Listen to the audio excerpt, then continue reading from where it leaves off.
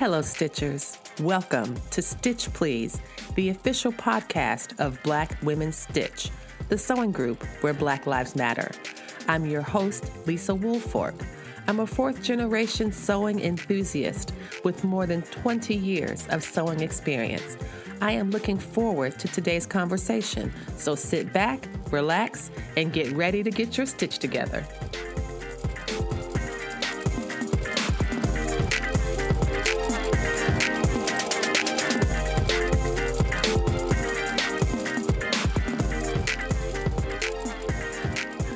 Everyone, and welcome to the Stitch Please podcast. I'm your host, Lisa Woolfork, and I am bringing to you another very special episode. I know you all get tired of me saying this, that this is a special episode of the Stitch Please podcast, but if you haven't learned by now, all of our episodes are special. And today's one is especially special because I am talking today with Rashida Coleman-Hale. She is an author. She is a surface designer. She is a fabric designer. She is a sewist. I mentioned author, but I did not mention award-winning author. So that also has to go in there. And I'm going to talk with her today about her books, about her sewing story, about what it means to design for big companies, what it means to design for yourself. And I'm just delighted to be here. And I was saying earlier, I already feel like I know Rashida because I love her work. I have a print. I have a ton of fabrics. I also have, this is a selvage from one of her lines with cotton and steel. And the reason I love it is these four women right here. I felt like the whole fabric could have just been this. That's my favorite selvage ever. It is. Same, Rashida. Same. It's your favorite selvage ever. It is mine as well. And the thing about me is that I save selvages. I always have this grand vision of making a selvage project. So I have selvages that I've saved for what feels like a decade worth of selvages. And this is still the top one. That's my favorite. I got one every time if I could. It's so awesome. And so y'all, this is a video episode. I'm having a wonderful video conversation with Rashida this morning. And if you are a Patreon subscriber, you get to see this video. But if you are not, you still get to listen to our great conversation. So welcome, Rashida Coleman-Hale, and thank you. Thank you for having me. I am so happy to talk with you. I've had such a great time researching your work. And I was super excited about one of your books is in Spanish. It's just amazing. Let's get started with your sewing story. How did you start sewing? How do you imagine the beginning of your sewing journey? I was 12. One summer, my mother was like, "You're going to learn something this summer. And you should learn how to sew." And I was very unhappy about it. It didn't sound interesting at all or anything that I would want to do. But she took me to the fabric store and she had me pick a pattern. This was back in the 90s. So it was like a vest with these parachute looking hammer pants. And that was your first sewing project? Yeah. Like, let the record show that Rashida's first sewing project was made under duress. It was. I was very upset, but I was like, all right, I got to listen to my mom. I'm going with this. And we went and picked the fabric and all the notions and everything. And I made that outfit. And I think I maybe wore it once because it was hideous. The fabric that I picked was so terrible. It was I'm imagining 12-year-old Rashida being dragged to the fabric store by a mother who she is choosing not to disobey. And walking through the fabric store with her lips all poked out, like, why do I have to be here when I could be doing something better? I could be swimming. I could be flying a kite or horseback riding. But no, here I am in the fabric store with a bunch of old people. Yes, all of that. So when did you get past, like, I just can't, I just imagine you the whole time hot, upset, picking out fabric, picking out a pattern. Oh, yeah. Sitting at the sewing machine, cutting out the outfit. The whole time you're like, I still don't like it. Every step. You were resistant. Every Seriously. Single step. I hated every moment of it. I hated it. Wow. Like, especially cutting out the pattern. I was like, this is dumb. Why is this paper all flimsy? Oh my gosh. That is hilarious. So how did you get from being a surly 12-year-old forced to sew to somebody in 2006, I read, said that your love of sewing was rekindled? I feel like if you develop such a really strong feeling as an adolescent, it might stick with you. So what switched? My mother was a model, so the fashion industry has been in my life since I was very small.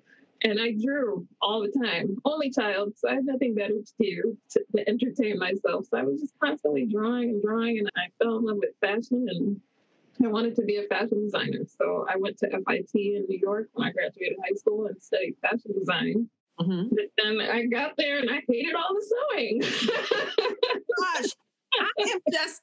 This is hilarious. I know this is your actual life story, but I was like, when you get surly about something, you really commit.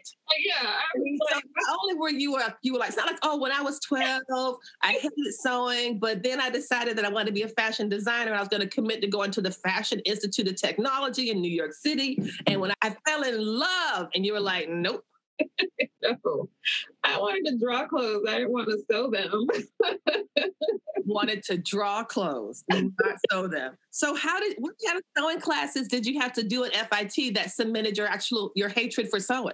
It was just honestly, it was from my first semester. I was like, this is not it. So I switched majors and switched to illustration. But living in New York and everything, I didn't feel like fashion industry really was for me at the time. I was super quiet, shy, small town girl, even though I had traveled a lot with my mother. But that's what I was saying, because I read that your mother was a model and you spent time in Japan and you had been in the industry since you were little just by being her child. So you would think that it's like you were coming home when you went to fashion and to FIT and we're going to do fashion design. Like this was almost like an inheritance. Your mother was a model, a fashion model. You like to draw. You're creative. You want to. It seemed like the perfect package, but it just wasn't. I think my grandparents raised me because my mom was overseas working so much, and she lived in Japan, and so I was in a small town most of the time. Even though I spent my summers in Japan and went to school there for a little while, and I had the opportunity to become very worldly and see the world, but I still was very shy, quiet girl, and I felt like the industry just wasn't for me because I got there and I was meeting all these boisterous, fabulous people who were doing all this fun work and in school, and it just didn't feel like it was the right fit for me. So I quit school and tried to figure out what I wanted to do. And I ended up doing a plethora of different jobs in New York. I worked at a nightclub for several years. Rashida, I am loving this story and I'm utterly confused. I think Rashida Coleman-Hale is like a wonderful, beautiful walking paradox. This is the girl who hated sewing as a 12-year-old, then goes to fashion school and continues to hate it. Fashion school is challenging for someone who's shy, quiet, maybe an introvert. So you leave there to go work at a nightclub. I left there to work at a library, but... No, I think I got comfortable with New York and I was like, okay, I'm feeling this groove now. I think I like it here. And I started going out and meeting people, and I worked at the club and cocktail waitress, and I also did coat check, and then I did a bunch of like temp work, like going around New York City, working in different offices. I got to work at Reuters for a couple of days, and I actually did one silly job for them where for a whole summer they drove me around in a car and had me deliver PGA tournament invitations to all the CEOs they had invited to the event, and they wanted them hand delivered. So they picked me to do it. Wow. And so which company was this that you hand delivered these invites for? For Reuters. The news service? Yes. On the PGA tournament that they were hosting. And they had invitations for all these CEOs of Fortune 500 companies, and yeah, I remember they had a driver for me, and I had my little suit on, and they drove me around Manhattan, and I went around to all these different companies, and it was funny going into the buildings, like, I have to hand deliver this to this big CEO person. No, I cannot leave it with you. I need to speak her or him, probably him, right away, so I can put this into his hand from the Reuters organization. Yes. So I got to do that, and God, I think I had boxes of them, and it was so fun. I mean, being driven around New York, I think, is fun, because driving in New York is not fun. And no, it's not. Being a passenger is pretty nice because you can see a lot of stuff. It's pretty cool to look around New York, and you can admire the buildings. In the back of a fancy town car and going in all these buildings that you would never go into. Oh my gosh. Yeah. Wow. That is, I had all these fun, quirky jobs. And then I were you drawing at all in the interim? Were you drawing in your spare time? Were you doing any illustrations, or were you completely occupied with just the hustle? No, it was just my hobby. It turned into a hobby, and that's what I just kept doing. I never stopped drawing. I kept doing it. And then finally I settled in at a job at Time Inc. in HR.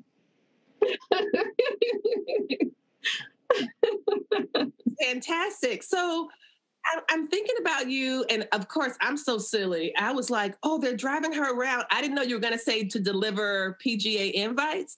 I thought you were going to say they drove me around to places so I could make illustrations. No. That's the craziest thing. But they were like, we want these hand delivered. No mailing. They'll drop it off in the lobby. A lot of money doing this. That is incredible. That is incredible. So you're in New York, you're doing all these different jobs, you're moving through the city in ways that feel good and comfortable to you. How do you move from there to what you're doing now, to the story of starting to say, I think I would love to have my art on fabric. I'd like my art to have a broader canvas, a broader reach than just my sketch pad. I went home to Florida, and I needed to regroup. And I started working down there doing HR at Starwood. And that's great. Starwood, is that a hotel? Yes. Hotel chain. And where in Florida were you? Because that's where I'm from. I'm from Florida. In Orlando. Oh, I'm from West Palm Beach. Okay, nice. My uncle lives down there. Oh, that's so fun. So my mother was born and raised there. My father, who's passed away, was born and raised there. Okay. I was like a fourth generation born and raised in that community. And my sister is now in Orlando, but believe it or not, she's moving to California. Oh, wow. Yeah, I was born in Orlando, and my family grew up in Winter Haven, which is in Polk County. Okay. Mm-hmm. I graduated high school there. Yeah. Like, what a small world, I tell you. So you regrouped, you're working at Starwood, you meet this huge new life change comes about, and then it's what? Are you like off to the races with the illustrations and drawing, and now I know what I'm going to do? I got married, and I have my little girl in 2006. So I suddenly was a stay-at-home mom. Mm-hmm. And she was the best baby. She was so good. She was like, I'm just going to sleep all the time. Oh. Barely, her cry was like, oh, look at y'all, the baby crying. Isn't it so sweet? Yeah. It was a trick. Anyway. This is how to get you to have more babies. Uh-huh. It was a trick. But she was so good, and I was just home. We had moved to New York, back to New York, and I was home with her, and I was bored. And my husband was like, "Well, you're sewing and making. Why don't you start a blog or something?" So he bought me a camera, the Canon EOS, and I was taking pictures of the stuff that I was sewing for her, and I just started to blog. Gave me something else to do in the meantime. And it started just getting popular. Mm-hmm. So I was making things, and then I opened a little Etsy shop, and then I got contacted by what's the word I'm looking for? Publisher. who's seen who's seen the things in your blog, who's seen the photographs, who's seen how well you could write, all of these things. And so a publisher reaches out to you and says, what? She was starting Stitch Magazine and wanted to have me do some projects for the first issue. And so I did that, and it was so fun writing those projects and the articles and things. And then I was like, this is my end. I was like, I'm contact with a publisher. Let me ask her about writing a book. So I emailed her and I asked her, and she said, that's funny. I was going to ask you to do one with us. And that's how I got the book deal for I Love Patchwork. Oh, that is so beautiful. That is so beautiful. I love this story. I love how the story you're telling us means that just because things don't go in the anticipated direction that you expect doesn't mean that you're not going to end up with the outcomes that you want. Exactly. For most people, having a baby is not the most free time they will ever have. Yes. Very few people have you seem to have had the idea of a baby, considering that the baby slept so well and just would do her own thing. And the baby would say, Mommy, are we going to draw today? What are we doing today, Mom? What are we doing today? I am preoccupied with my own interests right now, Mommy. So I think you should turn to your interests. You had like the most solicitous baby ever. I know. She was so agreeable. It was ridiculous. So you got asked. And so I Love Patchwork. And this was the 2013 published? Oh, that was 2009. 2009. Oh, I'm looking at the dates for the reprints because it was reprinted. It had a paperback edition and the Spanish edition in 2016. So this book that was published first in 2009 and has had life after life. What does that have, a book that continues? Because I think it's one thing, like I'm a professor. I publish a book. That's what we do. We publish books, but they're not like read by everybody. They're usually read by other scholars, graduate students, some undergraduate students. But yours, people are loving it and they want to access it in different languages. And so tell me, what is that like to go from a blog to a magazine writer to a published author that's teaching other people to love patchwork like you did? It was mind-blowing. It really was. It just made me feel like I felt everything had just come full circle. Like all the skills that I had learned up to that point were all just meshed together and made it so that I had what I needed to do the work. And yeah, that's what it turned into. And it's just mind blowing. And I couldn't even believe that like my book was all over the planet. Yes. Wonderful. I'm also very glad that you were honest and you named the book I Love Patchwork instead of I Love Sewing. There was a time in your life that was not the case at all. By that point, do you think that you could have said I love sewing? Because you're saying that it was fun to write the descriptions and the work for Stitch Magazine as it started to develop. Absolutely. You're blogging about this, so you're writing regularly, and an early blogger as well. Like you're writing regularly. And so reading your blog, it doesn't look like this is the blog of somebody who had to be dragged to the fabric store and chained to the sewing machine as a 12-year-old and a punishment to finish her MC Hammer pants. In there. It absolutely rekindled my love for it, just sewing and making stuff for the baby. And it was like, wow, you get this machine and you have this fabric, this floppy fabric, and suddenly you can construct it into whatever you want. And it really just exercises part of my brain, like the logic part of trying to figure out patterns and how to make things like that. I love that.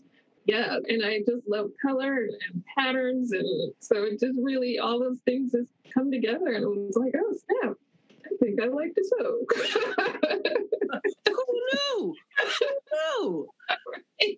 Maybe my mother knew what she was talking about after all. This is interesting.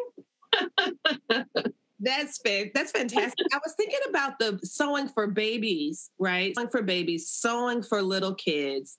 And I was wondering if you see a connection to that and Zakka, which translates to little things.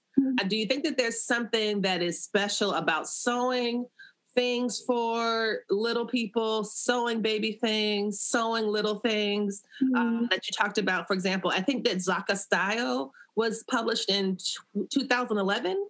Yes, 2011. So I want to talk about that book, but I also want to just think about what it means to sew small things for small people. Mm-hmm. I think it's just fun to make a thing and give it to your little one and just see their reaction and just watch them play with it and the joy they get from it. And then sometimes they're like, yeah, I don't want to play with that anymore. It's the whole spectrum of emotion that I love so much from that. And yeah, I guess there would be some connection of just making really adorable, attractive things to little ones. Yeah. It's just something about, I think, about the Zakka that is just so cute. And I wanted to spend a little time just talking about the times that you spent in Japan. As you mentioned earlier, your mother was a fashion model. And so you would spend summers in Japan. So a lot of your formative years was spent there. And it's clear that you picked up on not just language and culture, but through schooling and through having friends and developing relationships. Which city were you in? Do you remember some of the cities you were in? We were in Tokyo. In Tokyo. Wow. That's amazing. Yeah. So I'm sorry. No, I was saying we're just right smack in the middle of that big city. And Japan is so safe and was so safe then. Like I remember some hot nights we just leave the front door open. The neighbor's cat would come in. That's how safe it was. Do you all have anything here that I might our house? Just check out your guy. What they're feeding me at my house. What are you all having today? I thought I smelled something interesting over here. Yeah, it was so safe, and I was able to, again, being an only child, I would just get up and get on my bike and go. And I rode all over that city and just checked things out. I went into shop. My mom would give me pocket money, so after school I would just go off and just look at things and explore. And I loved being able to do that at such a young age. There's so many cities here where you can't do that. You do that as much. That's true. Yeah. Yeah, I think just soaking all that in and all the color and quirkiness that they have there in their culture, I just soaked it up. That is wonderful. And because I know, for example, I know that kawaii is very popular, which I believe is also from Japan. And it's these little, I think kawaii, it means cute. Kawaii, yes, it means cute. How do you pronounce it? I know I'm pronouncing it wrong. Kawaii. Kawaii. And it's like little tiny sushi rolls with eyes and a little smile, And so I guess I'm interested in the relation, as you were saying earlier about sewing things for little people and trying to see the reaction of your child when they play with something you've made for them or when they're wearing something you've made for them and how that makes you feel.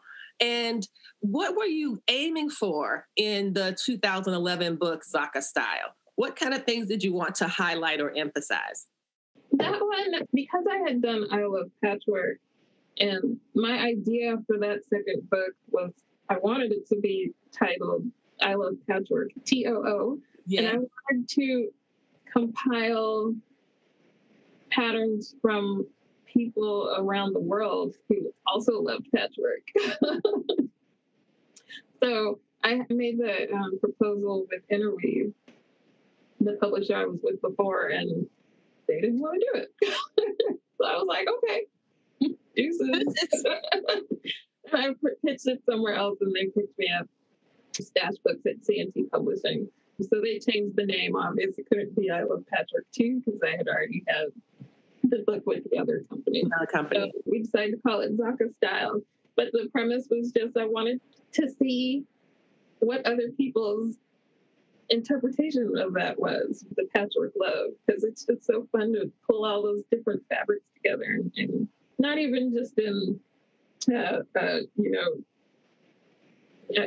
regular grid patchwork layout, but just wanted to see what other people would come up with. Right. No, I think that's beautiful. I really do. And this idea of speaking cross-culturally with love and respect. I think that's something that often gets lost when people are having conversations about cultural appropriation or those kind of questions. That when I think it's one thing to spend time in a culture and to love and to care for and be loved and cared for in that space. Yeah. And that gives you a sense of respect and attention in ways that sometimes doesn't happen when people are being careless and just want to take. They just want to extract. Yeah. Exactly. And that is not at all what you are doing. And I think this idea of having this relationship to this place, to this country, to this city is just so beautiful. And then to bring that to a larger audience beyond Japan, people who might not ever get to go to Japan, get to see that through your eyes. So I think that's really wonderful. Oh, thank you. Thank you. I really loved and admired so many of the Japanese sewing books that were starting to become popular here in the States during that time. So I wanted to do my own interpretation of that. And I think it worked. I guess. Yeah. Okay. I guess it worked. I think I'm going to venture to say that it absolutely worked.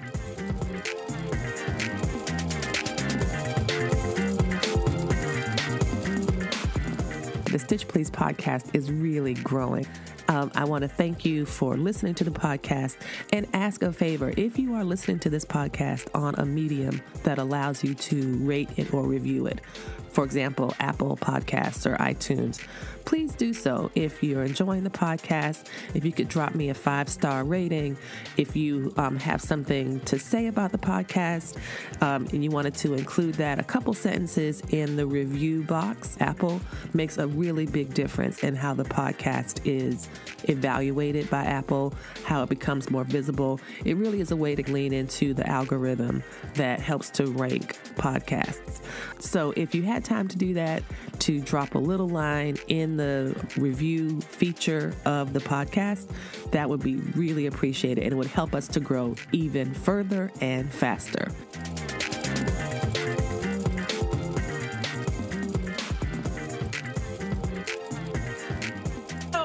Pivot to talk about some of the pattern and fabric design that you've done. And so you're working I don't know if you're still blogging during all this time that you're writing books as well. Yeah, I was still blogging, writing books, raising babies, moving all over the place, all the things. I don't know. I was crazy. You were doing it. And so you said, I have so much free time on my hands between the children, the blogging, the book writing, and illustrating on the side. You know what I'm going to do? I think I'm going to start designing fabric. Yeah. So how hard could that be? Yeah. And so you make that resolution, and you have designed for so many companies that we recognize: Timeless Treasures, RJR / Cotton and Steel, Ruby Star, most recently. And how do you get from blogger, mom, wife, artist, author, also traveler, because you're moving during this time, so nomad, to fabric designer? Like, how do you go from that so that I actually have this in my house? There's cut and dry. I asked for it. Asked for it. Okay, say more about that. I just, I was writing books, and I was like, I love to draw. I knew Illustrator so well because I had done freelance work back in the day and taught myself that program, and I was already using it for my own just hobby drawing, and I was like, I think I could do fabric design. And I wanted to see, there was art that I wanted to see that was not out there. There was art that you wanted to see that was not out there. Can you say more? Yes, I feel like the modern fabric, just because I know that's like a dirty word, the modern fabric design. Why? You said that's like a dirty word? Yeah. It's how modern fabric design? Why does that sound bad? That sounds good to me. I also love fabric, so you must too. tell me why modern fabric design is like a bad word. No, I'm just saying at the time people were like, modern. I feel like it was just the beginning of modern fabric designers starting to come out of the woodworks and making a name for themselves instead of just regular traditional fabrics and that kind of thing. So at the time, I remember there being... Going from being boring to being interesting. Well, yeah, it's not your Civil War fabrics and that kind of thing. And girl, please, don't get me started on the Civil War fabric. The way people fetishize that fabric, I find it deeply alarming and actually racist, in my opinion. I absolutely believe that. And I absolutely believe I know people who are actually racist, who also love Civil War fabrics because they love the Civil War. And it's just, these are the same people who say appalling things like Gone with the Wind is my favorite movie. And I'm like, oh, wow. Anti-Black racist propaganda is your favorite fucking movie? Right. Like, why would you tell me that shit? Like, I know you don't see color with your lying ass, but I'm a Black woman. And I do not care that you love Civil War fabrics and that Gone with the Wind is your favorite movie. What are you trying to communicate to me with this? But sadly, it is a thing. Ooh, no. That's a whole different, actually, I like to say it's a whole different podcast, but it is actually this podcast. This is what Stitch Please does. This is what it means to center Black women, girls, and femmes, is that we do not want your Civil War fabric because we don't find our oppression entertaining. No, thank you. You're so much better than me. You say no, thank you. I'm like, fuck y'all. Oh, no, I say the same, but you know, I'm trying to keep it perfect. Hey, this is what we are here for. This is, someone was like, Lisa, someone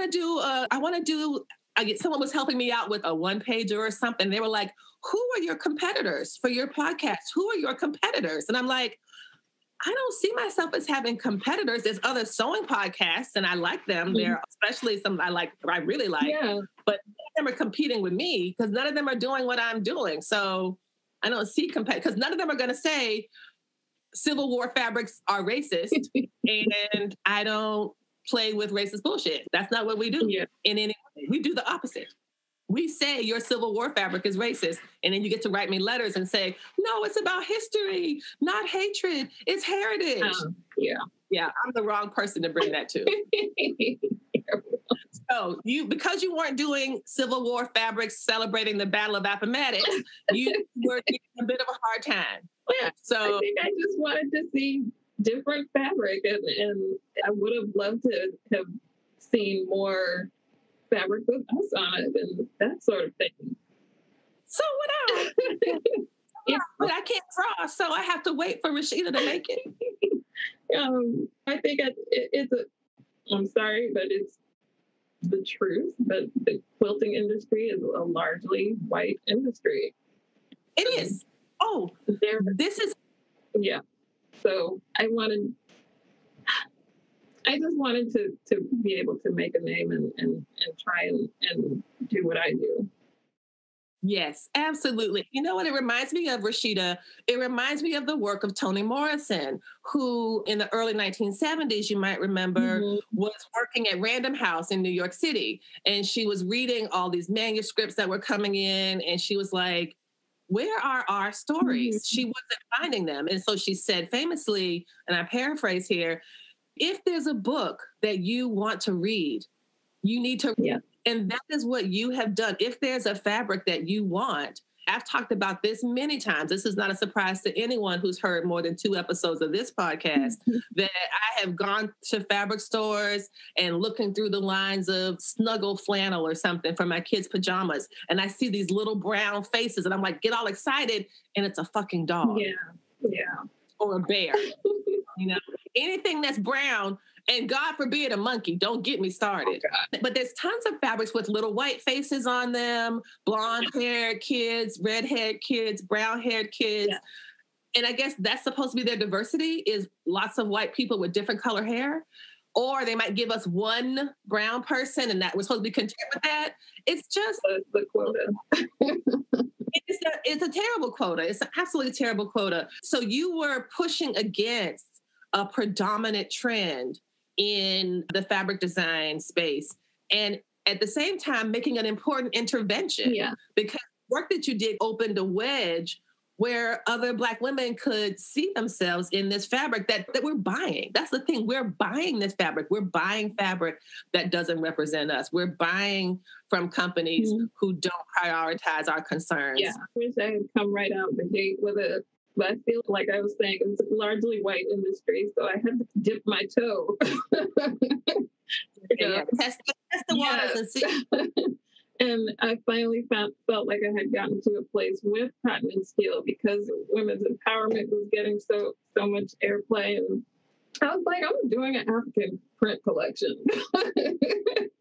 Yes. And that's why I ended up doing a coma. And it took some time to get there, but I felt like it's time. It is time. It is time, and it is past time. Mm-hmm. And it's just so exciting to meet people and to talk to people and to talk with you today, because you are someone who did the work to make that possible, you know, and that you took a risk.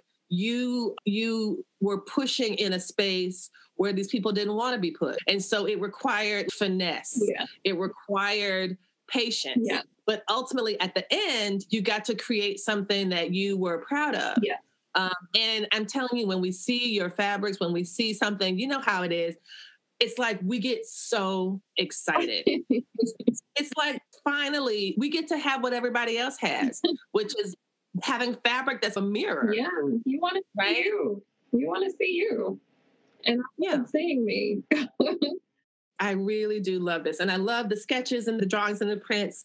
And I love when you said, I asked for it. I did ask for it. I really like that you asked for it. So did it come out in terms of, please give me a fabric line, or what does that mean? I took some time and put some prints together. I had some things on Spoonflower. Yes. It was just getting going as well at that time. Yeah.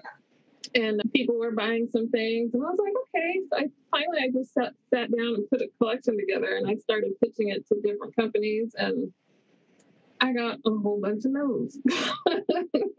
You remember why? Do you remember any of the reasons? I love when successful people tell me the things they failed at. No, seriously. I think that the podcast is successful, for example, and I applied to so many podcast grant programs and did not get them. It's part of the process.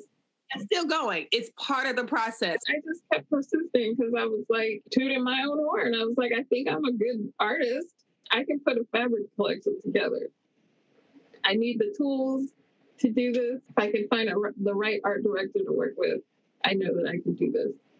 So I kept pushing and I kept pushing. And then finally one day, I emailed Timeless Treasures and sent them my stuff. And I literally got an email back that same day from their art director. And she was like, oh my gosh, I just bought your book.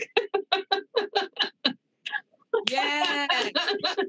Yes, darling. Yes. I just bought your book. It's sitting here on my desk. And yes, we would love to work with you. And there you have it. And it just took off from there. So I had 2 collections with them.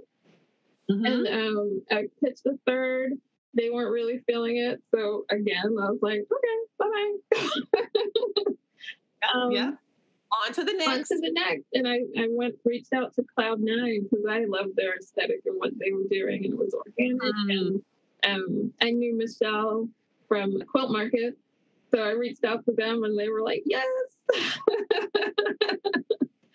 So I had collections with them too. And gosh, they were wonderful to work with, and probably some of the best people to work with ever. Oh, that's wonderful. That's wonderful. Excellent. And so from Timeless Treasures, Cloud9, and then how did Cotton and Steel come about? Was this something that you worked with friends? Was this the same group of friends that you're with now?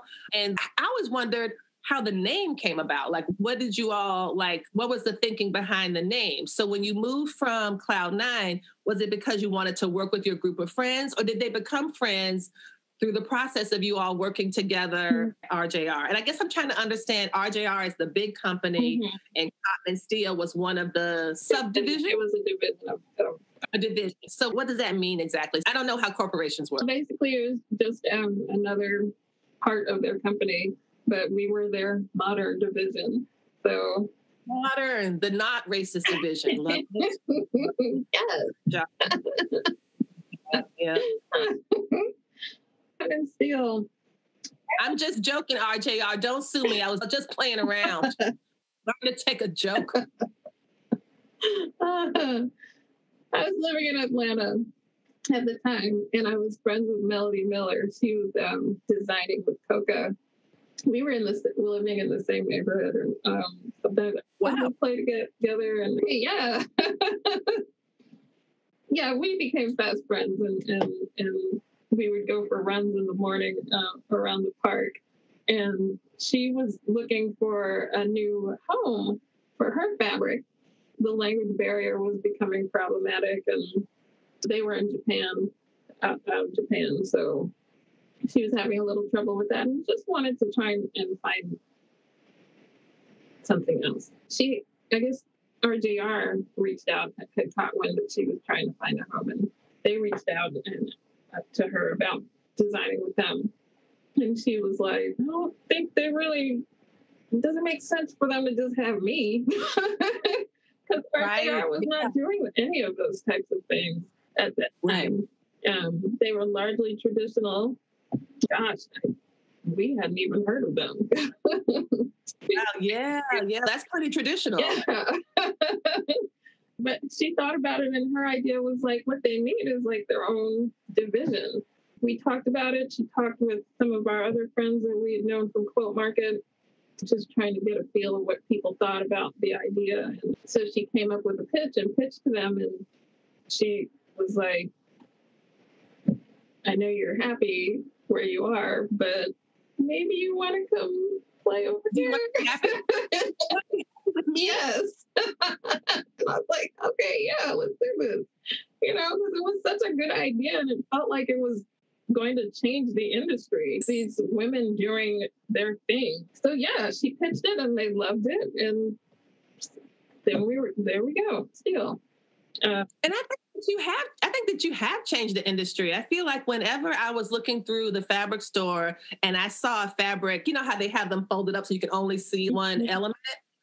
I would see it and I would say, oh my gosh, that is really striking. That's amazing. And then I would take it out and it was yours. And so for me, that represents the kind of change that you perhaps were hoping for. Yeah. That this is a big benefit to that organization to have you all as a division also working together. It reminds me of, I'm going to make a basketball analogy, but I also am terrible at sports of any kind and I don't follow sports. Do you follow sports? No, I don't.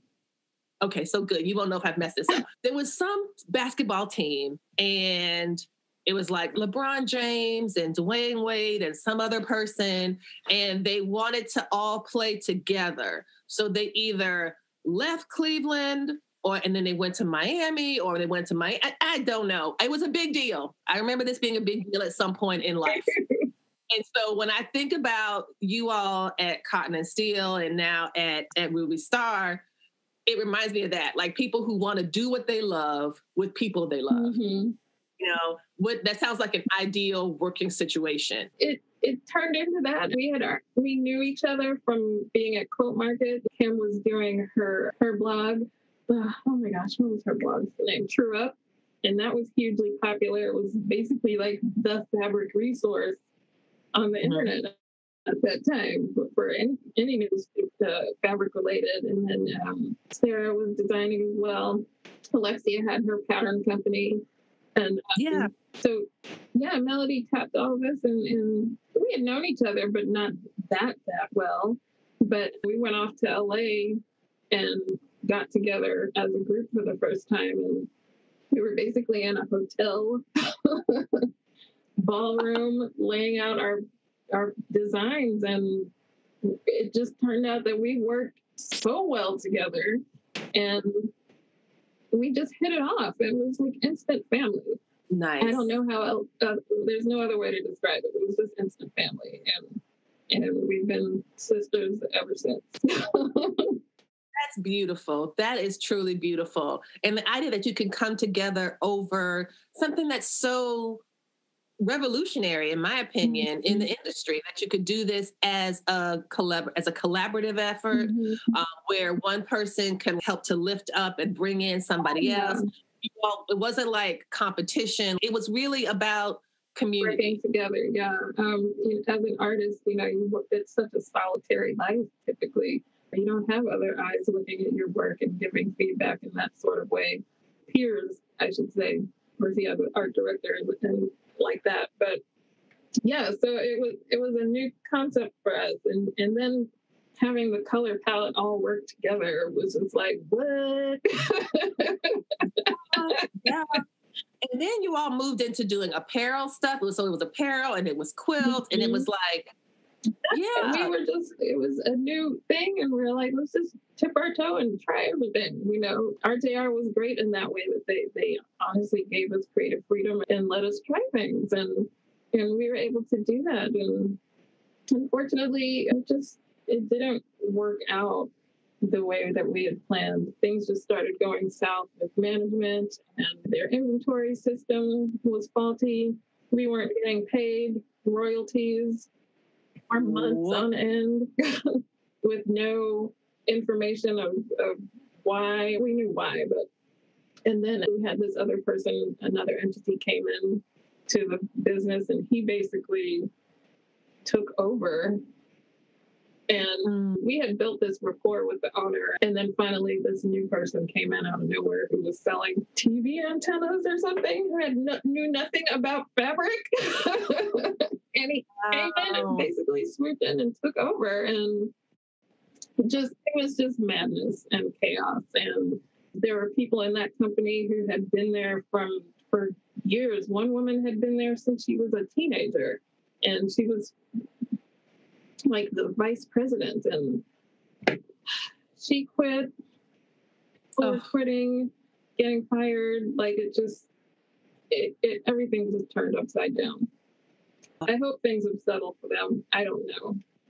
Yeah. But at the time, we just saw red flags, and it was like, whoa, we need to get out. Yeah. And so that's what we decided to do. But we decided to do it together and stay together. I think it was just, for me, I didn't want to continue designing fabric if it wasn't with them. I hear that because it was such a communal effort, and you all could retain your individual personalities, your individual priorities, your individual styles. But because of the way that the color palettes work, because of the way that you also you could communicate so well with each other, things that you were doing that were personally meaningful. It was like a form of patchwork, shall I say. Everybody's little square worked together to do something really beautiful. Yes, it was absolutely that. We had this beautiful patchwork, and none of us wanted to put the same effort to it. That's right. So the next move was Ruby Star, and that is another beautiful company. So how is that going? Is Ruby Star attached to anything bigger, or is it? Ruby Star is a division of Moda Fabrics. Moda. Yeah. So y'all keep moving up. Can I just say, y'all keep moving up? We found a new home, and it's been amazing. I love Moda Fabrics, to be honest. They really are just. It's just been so good. It really has. And we're happy, and we're doing our thing, and we've been doing what we lessons learned. So we're still doing what we do, but in better environment. And it just I feel like Ruby Star is like Cotton Steel's bigger sister, who's a little more sophisticated and learned. As I told you earlier, I have already ordered 5 tea towels. I was about to ask you about them. Like, when my towels getting here, Rashida? She's like, look, I just draw it, lady. Lisa, don't be, now I know you have my email address. I don't want you emailing me every 2 weeks asking about these dish towels. About that. My job is done. After I draw it and submit it, I'm not in charge of inventory or printing it or anything else. I draw it and they give me a check. I draw it and I get paid. And then the rest of it's up to you. fantastic. Yeah, I think somebody had alerted us because we have one of our members works at a shop in Maryland called Three Little Birds. Okay.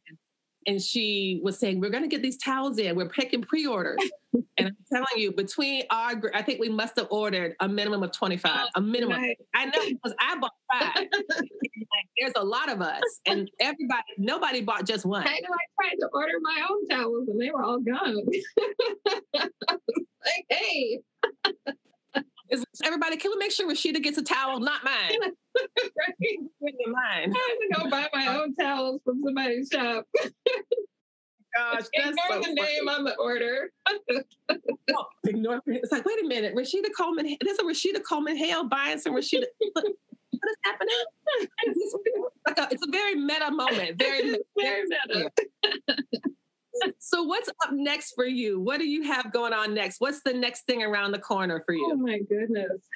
I don't even know, Lisa. I don't even know. I'm just trying to get through 2020 like everybody else right now. I know. When this episode airs, it will be February 2021 and things will be very different. I'm just saying different because different is all that we can promise. Octavia Butler taught us change is certainty. Yeah. You know, change is certainty. That is something that we can always rely on is change. Yeah.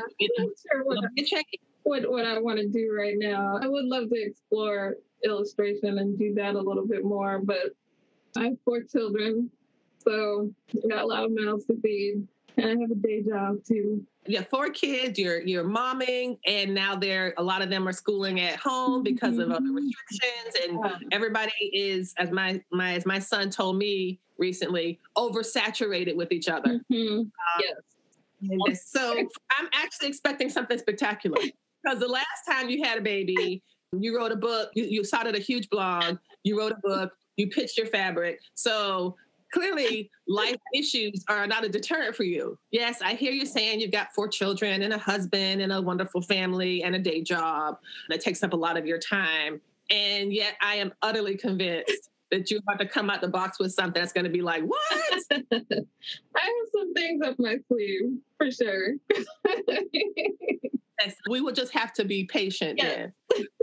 Where can folks find you on the socials, Rashida? Where can we find you if people want to follow you or support you? I'm mostly on Instagram, so it's Rashida_Coleman_Hale. Some weirdo took my whole name. Oh my gosh. I know. That's terrible. I reported it a couple times, but she won't go away. They're not posting or anything. It's just been there for years. So hence the underscores in my name. But how strange. I know. People are weird. And your website is also RashidaColemanHale.com? Yeah, RashidaColemanHale.com. And we can also find your work at RubyStarFabrics.com? RubyStarSociety.com. Society.com. Rashida, this has been so much fun. Thank you so much for taking the time to spend with me this morning. I know it's early for you. Thank you so much for your patience. But thank you. This has been great. This has been really great. I've had so much fun. Thank you for having me. Thank you.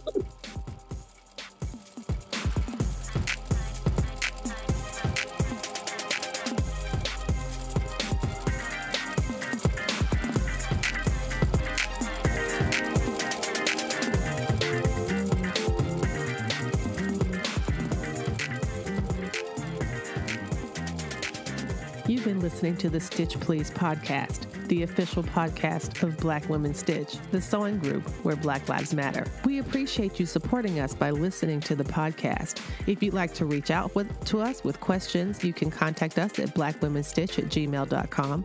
If you'd like to support us financially, you can do that by supporting us on Patreon, Patreon, and you can find Black Women Stitch there in the Patreon directory. And for as little as $2 a month, you can help support the project with things like editing, transcripts, and other things to strengthen the podcast. And finally, if financial support is not something you can do right now, you can really help the podcast by rating it and reviewing it anywhere you listen to podcasts that allows you to review them. So I know that not all podcast directories or services allow for reviews, but for those who do, for those that have a star rating or just ask for a few comments, if you could share those comments and say nice things about us at the Stitch Please podcast, that is incredibly helpful. Thank you so much. Come back next week and we'll help you get your stitch together.